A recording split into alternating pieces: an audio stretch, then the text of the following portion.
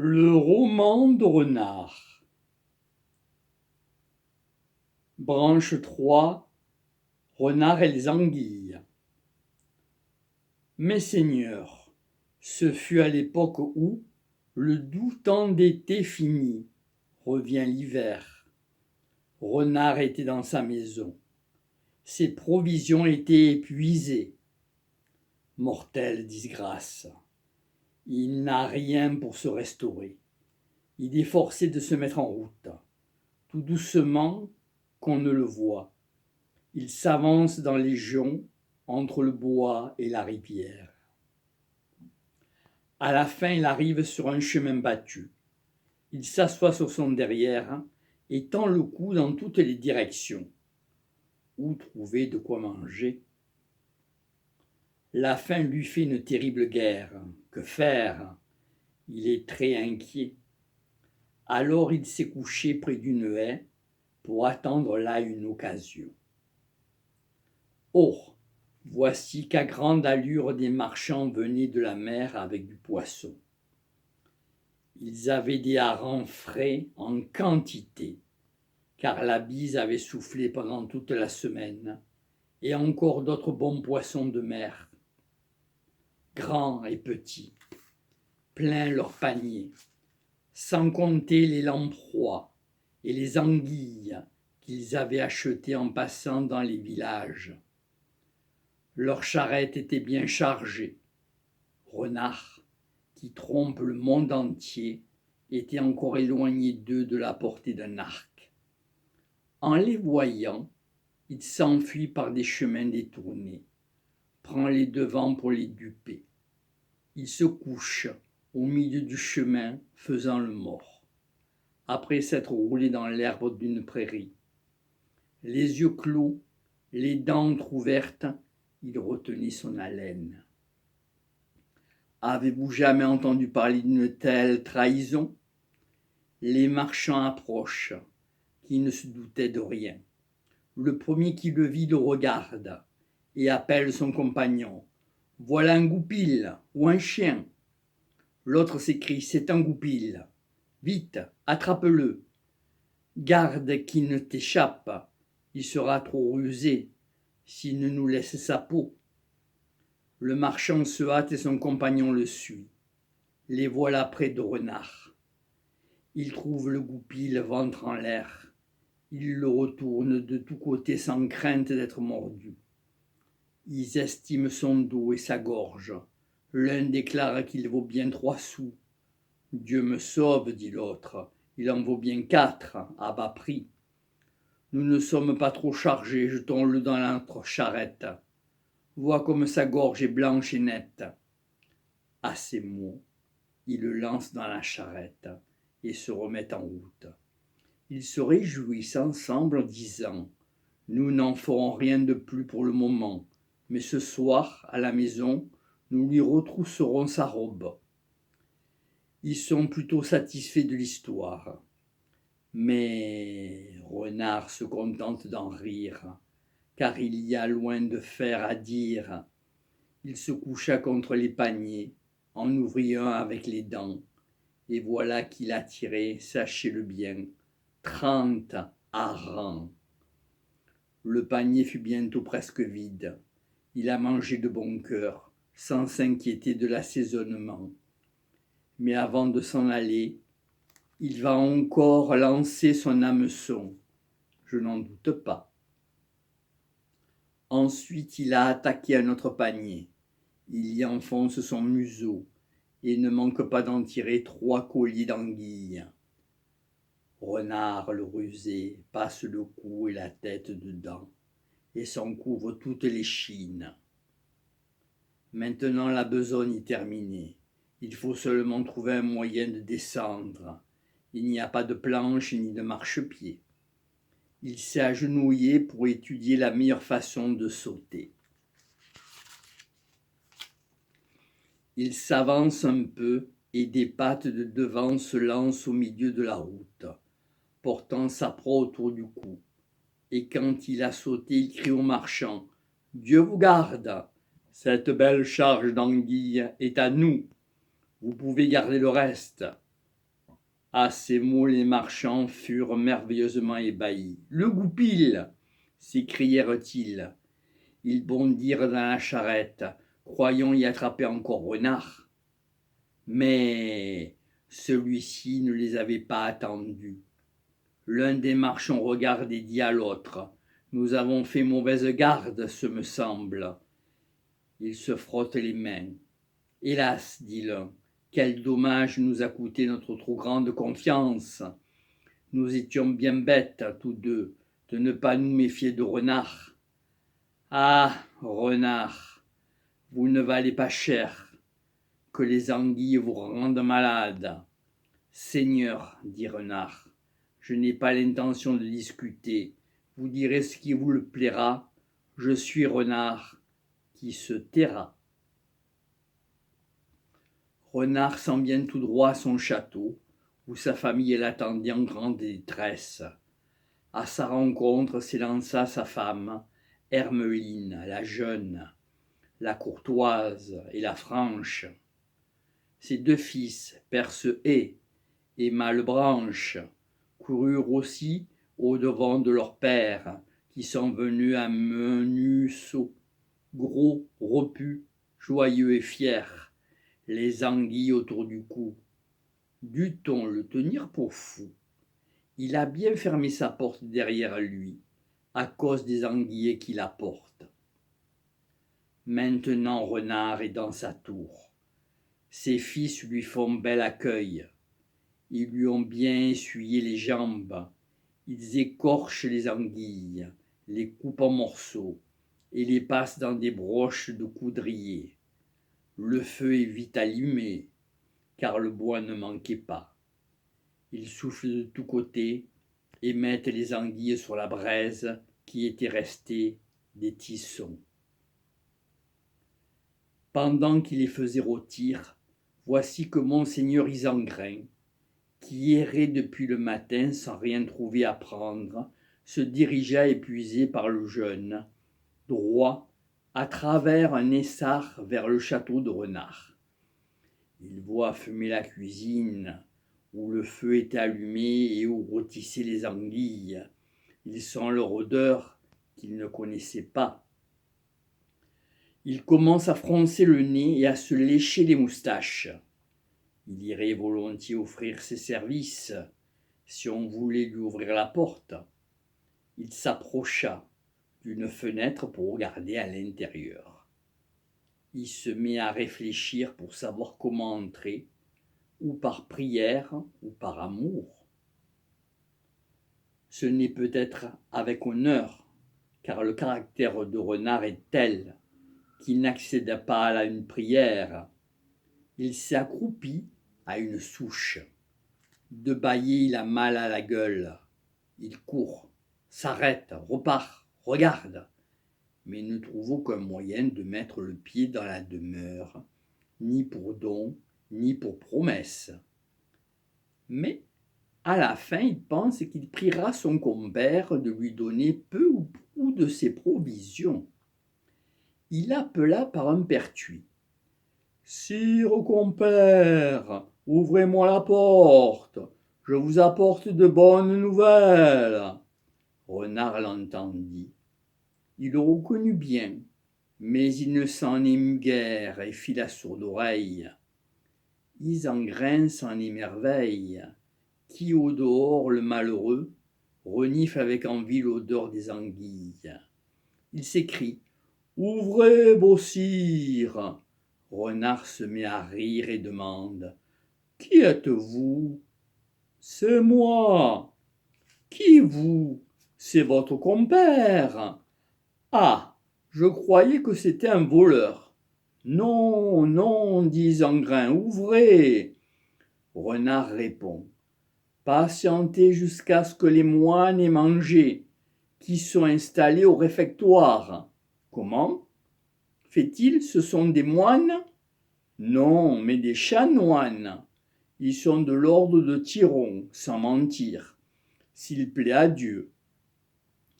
Je me suis fait religieux avec eux. »« Nomini dame, dit le loup, m'avez-vous dit la vérité ? » Oui, par sainte charité.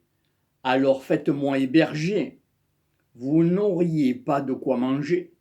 Dites, vous n'avez pas de quoi manger? Renard répond, mais oui, par ma foi, je vais aller demander. Mais êtes-vous venu pour faire le truand? Non, bien sûr, mais je veux voir votre installation. Impossible, répond Renard. Et pourquoi donc? C'est interdit. Dites-moi, mangez-vous de la viande? Plaisanterie, dit Renard. Que mangent donc vos moines? Ils mangent des fromages mous et de gros poissons. Saint Benoît nous commande de ne pas nourrir plus mal. Je ne m'en doutais pas, dit Zangrin. Je ne savais rien de tout cela. Eh bien, faites-moi héberger. Aujourd'hui, je ne sais vraiment où aller. Héberger, dit Renard. Ne parlez pas ainsi. Nul, s'il n'est moine ou bien ermite, ne peut loger ici. Allez plus loin, rien d'autre à faire. Isengrin comprend bien que par aucun moyen il n'entrera dans la maison de Renard. Que voulez-vous? Il se résignera. Et pourtant il demande, est-ce bon à manger le poisson? Donnez-moi donc un morceau, rien que pour goûter. Renard prend 2 morceaux des anguilles qui rôtissent sur les charbons, croque l'un et apporte l'autre à Isengrin. Approchez, compère, et par charité, prenez votre part de la pitance que vous offrent ceux qui espèrent vous voir un jour moine avec eux. Je ne sais encore ce que je deviendrai. La chose est bien possible. Mais la pitance, beau doux maître, donnez-la-moi tout de suite. Ainsi fait Renard. L'autre la prend et l'a vite expédiée. Il en mangerait encore. Eh bien, dit Renard, que vous en semble? Le glouton frémit et tremble. Il brûle de gloutonnerie. Ah, fait-il, sire Renard, vous en serez bien récompensé. Donnez-moi encore un morceau, un seul, beau compère, pour m'attirer cette amorce jusqu'à votre ordre. Par vos bottes, dit Renard, animé de méchantes intentions. Si vous vouliez vous faire moine, vous seriez bientôt mon maître, car je suis sûr qu'on ne vous nommerait prieur ou abbé avant la Pentecôte. Vous êtes-vous moqué de moi? Nenni, répond Renard. J'ose bien vous le dire, foi que je dois à saint Félix. Je n'aurai pas de si beau moine au couvent. Mais aurais-je assez de poissons pour être guéri du mal qui m'a tourmenté? Autant que vous pourrez manger. Allons, faites-vous tonsurer, faites-vous raser la barbe. En entendant parlant de tonsure, Isengrin se met à grogner. Tant pis, fait-il, compère, rasez-moi donc bien vite. Tout de suite, répond Renard, vous aurez une tonsure en couronne, en grande et large, dès que mon eau sera chauffée. Ici vous allez ouïr beau jeu. Renard mit de l'eau sur le feu et le fit bouillir à gros bouillon. Puis à la porte il revint et vit et dit à son oncle de passer la tête par un guichet tout à côté. Isengrin allonge le cou. Renard qui le tient pour stupide lui verse toute l'eau bouillante sur le crâne. Vraiment il s'est conduit en méchante bête. Isengrin secoue la tête, rechigne et fait triste mine. Il recule et s'écrie « Renard, je suis mort. Quoi qu'il arrive, malheur aujourd'hui. Vous m'avez fait une trop large tonsure. » Renard lui tira la langue d'un bon demi-pied hors de la gueule. « Sire, vous n'êtes pas le seul à la voir, c'est celle de tout le couvent. » Renard annonce à Isengrin que selon la règle de l'ordre, Sa première nuit de religieux doit être une nuit d'épreuve. Il sort du château par la porte secrète et conduit le loup jusqu'à un vivier. C'était un peu avant Noël, au temps où l'on sale les porcs. Le ciel était clair, étoilé, et le vivier où Isengrin devait pêcher était si gelé qu'on aurait pu danser dessus. Les vilains avaient seulement ouvert dans la glace un trou où chaque jour ils menaient boire leurs bêtes. Ils avaient laissé auprès d'un seau. C'est là que vint Renard en toute hâte. Il regarda son compère. Sire, fait-il, approchez par ici. L'endroit est riche en poissons. Et voici l'engin avec lequel nous pêchons les anguilles, les barbeaux et d'autres poissons bons et beaux. Frère Renard, dit Isengrin, prenez-le, attache-le-moi bien à la queue. Renard lui attache donc de son mieux le seau à la queue. Pardon. Frère Renard, dit Isengrin, prenez-le et attache-le-moi bien à la queue. Renard lui attache donc de son mieux le seau à la queue. Frère, dit-il, il vous faut faire sage contenance pour que les poissons viennent. Alors il alla se coucher près d'un buisson, et le museau allongé entre les pattes attendit ce qui arrivait à l'autre. Isengrin sur la glace, et le seau plonge dans le trou. De glaçons, il s'emplit à volonté. L'eau en se gelant serre le seau attaché à la queue et scelle dans la glace. Notre loup songe à se soulever, à tirer le seau à lui. Il essaie de bien des façons, ne sait que faire, s'inquiète. Il commence à appeler Renard. Impossible de se cacher maintenant, car l'aube déjà pointait. Renard releva la tête, ouvrit les yeux. Frère, fait-il, quittez donc le travail. Allons-nous-en, beau doux ami, nous avons assez pris de poissons. Isengrin lui cria. Renard, il y en a trop, j'en ai tant pris que je ne sais comment faire. Renard s'est mis à rire et lui a dit sans feindre davantage. Qui convoite le tout perd le tout. La nuit passe, l'aube perce, le soleil du matin se lève. Les chemins étaient tout blancs de neige. Messire Constant des Granges, un vavasseur, bien à son aise, qui demeurait près de l'étang, s'était levé, ainsi que sa maisonnée. En menant grande joie, il saisit un corps, appelle ses chiens, fait céder son cheval, sa maisonnée pousse cri et huée. Renard entend, prend la fuite jusqu'à sa tanière, où il se tapit. Isengrin resta sur place, en bel embarras. De toutes ses forces, il tire, au risque de se déchirer la peau. Mais, s'il veut partir de là, il lui faudra renoncer à sa queue. Tandis qu'Isengrin le secoue, voilà qu'arrive au trot un valet, tenant 2 levriers en laisse. Il voit le loup tout gelé sur la glace, avec son crâne pelé, et s'écrie « Le loup ! Le loup ! Au secours ! Au secours !»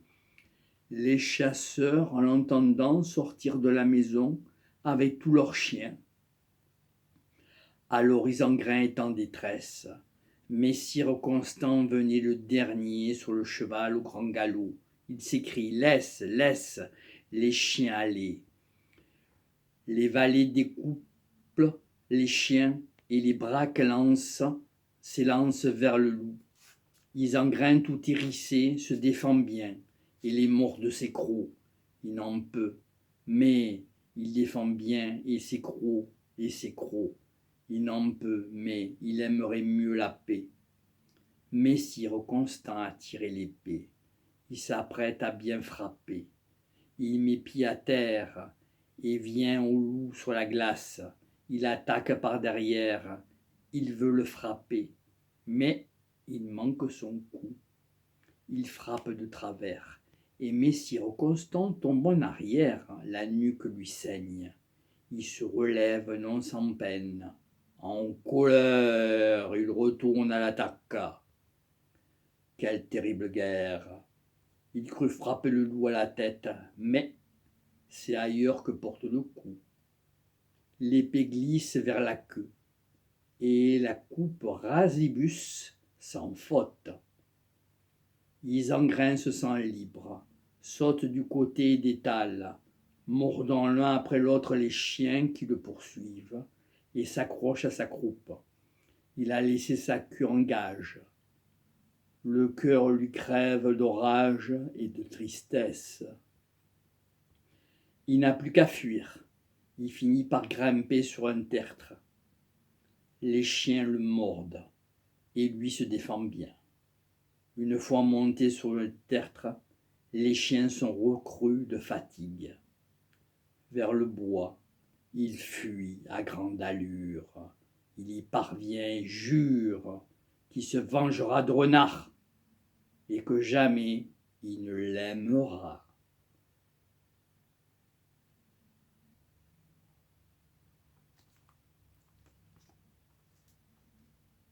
Le roman de Renard. Branche 4. Renard et Isengrin dans le puits. Renard qui tourmente la faim.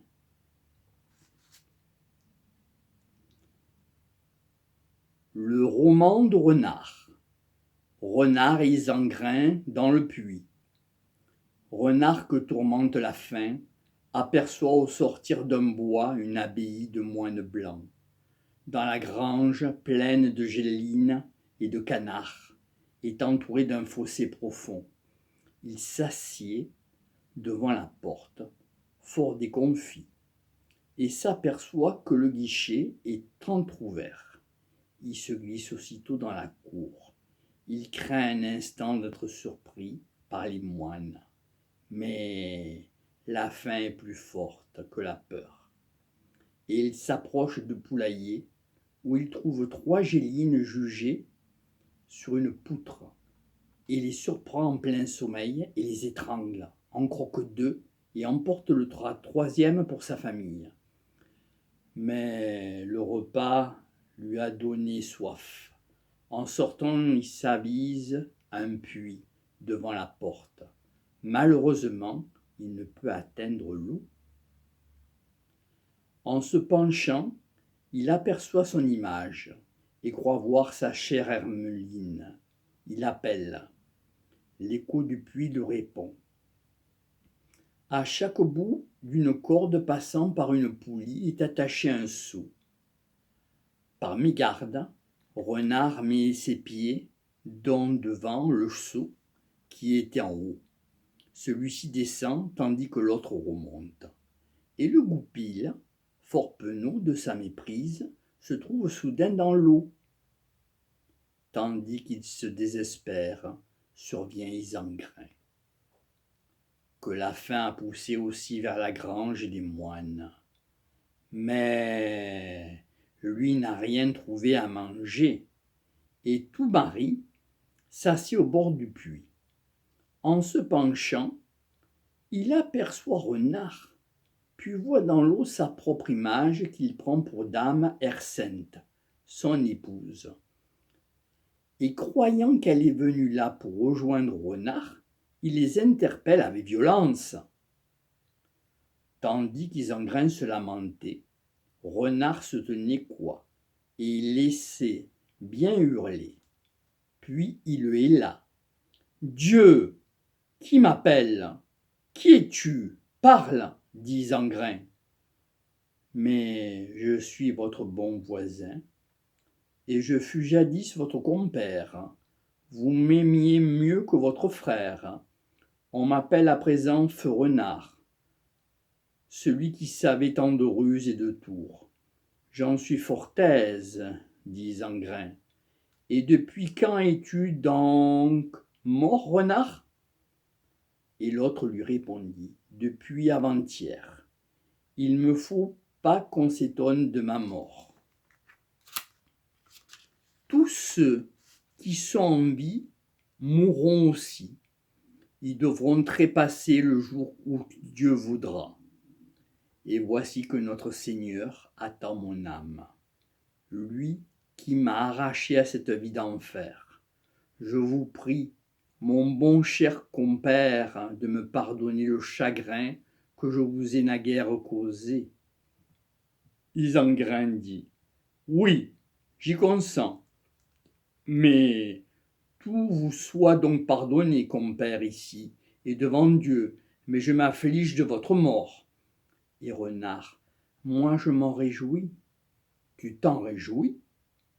Oui, vraiment, par ma foi. Dis-moi pourquoi, beau compère. C'est que mon corps gît dans sa bière à Maltruy, chez Hermeline.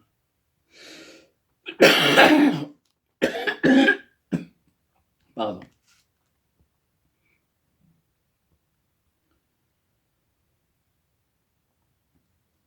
Isengrin dit, oui, j'y consens, mais tout vous soit donc pardonné, compère, ici et devant Dieu, mais je m'afflige de votre mort. Et Renard, moi je m'en réjouis. Tu t'en réjouis? Oui, vraiment, par ma foi. Dis-moi pourquoi, beau compère. C'est que mon corps gît dans sa bière à Malpertuis, chez Hermeline, et que mon âme se trouve au paradis, assise aux pieds de Jésus. Compère, j'ai tout ce que je veux, et j'ai renoncé à ma pensée d'orgueil. Tu es dans le royaume terrestre, et moi au paradis au ciel. Ici sont les guérets, les bois, les plaines, les prairies. Ici sont les grandes richesses. Ici foisonnent, génissent, chèvres, brebis, lièvres, bœufs, vaches, moutons, éperviers, faucons, autour.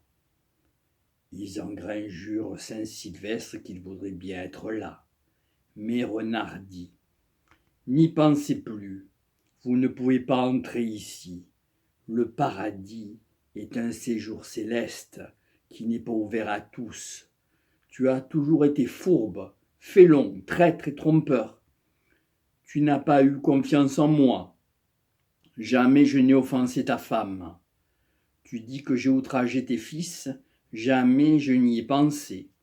Par le Seigneur qui me fit naître, je viens te dire la vérité. Je vous crois, dit Isengrin, en bonne foi, et je ne veux pas. Mais faites-moi entrer. N'y pensez plus, dit Renard. Nous n'aimons pas le tapage ici. Voyez-vous ce plateau de balance? Seigneur, écoutez une ruse merveilleuse. Du doigt, Renard lui montre le seau. Il est assez habile pour lui faire vraiment croire qu'il voit là des plateaux du bien et du mal. Par le Père spirituel, la toute-puissance de Dieu est telle que, quand le bien est très pesant, il descend ici bas et tout le mal reste en haut.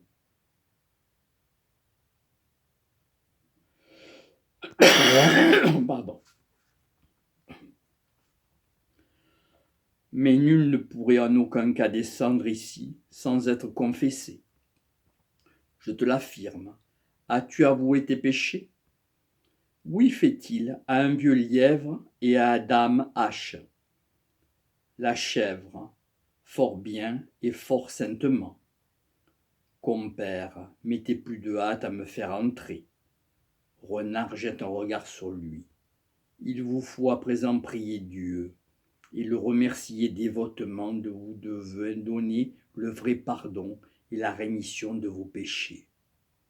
Ainsi vous pourrez entrer ici. Isengrin ne voulut pas tarder davantage. Il tourna le derrière vers l'Orient et la tête vers l'Occident. Et il se mit à donner de tout son organe et à lancer des hurlements déchirants. Renard, le maître des bons tours, était en bas dans l'autre seau au fond du puits. par malchance fort grande. Isengrin trouvait le temps long. J'ai prié Dieu, dit-il, et moi, dit Renard, je lui ai rendu grâce. Isengrin, vois-tu ces merveilles, les cierges qui brûlent devant moi. Jésus t'accordera vrai pardon et gentille rémission. Isengrin l'entend, il tâche de tirer le seau vers la margelle. À pieds joints saute dedans, et, comme il est le plus lourd, il descend vers le fond. Ils se sont croisés au milieu du puits. Isengrin interpellait Renard. « Compère, pourquoi t'en vas-tu » Et l'autre lui a répondu. « N'en montrez ni dédain ni mauvaise humeur. Je vais vous rappeler la coutume. Quand l'un s'en va, l'autre arrive. C'est la coutume. Je vais au paradis là-haut et toi en enfer en bas. J'ai échappé au diable et tu vas à ton tour chez les démons. Tu es tombé dans une grande détresse et je me suis tiré. Par Dieu, le Père spirituel, c'est en bas la maison des diables. » Sur ces mots, Renard s'échappe, tandis qu'Isengrin est à son tour pris au piège. Dans la matinée, le cuisinier de l'abbaye vient tirer de l'eau avec 3 compagnons et un âne. Attelé à la poulie du puits, l'âne tire de toutes ses forces, mais le seau trop lourd ne monte pas. C'est alors qu'un moine se penche et aperçoit le loup. Tous courent donner l'alarme. L'abbé s'élance avec une massue, le prieur avec un chandelier, les autres moines avec des bâtons. Ils aident l'âne à tirer le seau et finissent par atteindre le bord. Isengrin bondit, mais les chiens déchirent sa pelisse et les moines le rouent de coups. Il fait le mort. Tous s'en retournent au couvent. Isengrin s'enfuit et réussit à se traîner sous un buisson sans avoir la force d'aller plus loin. Son fils vient à passer, apprend la nouvelle trahison de Renard et promet à Isengrin de le venger. Puis il va chercher des médecins qui finissent par guérir le loup.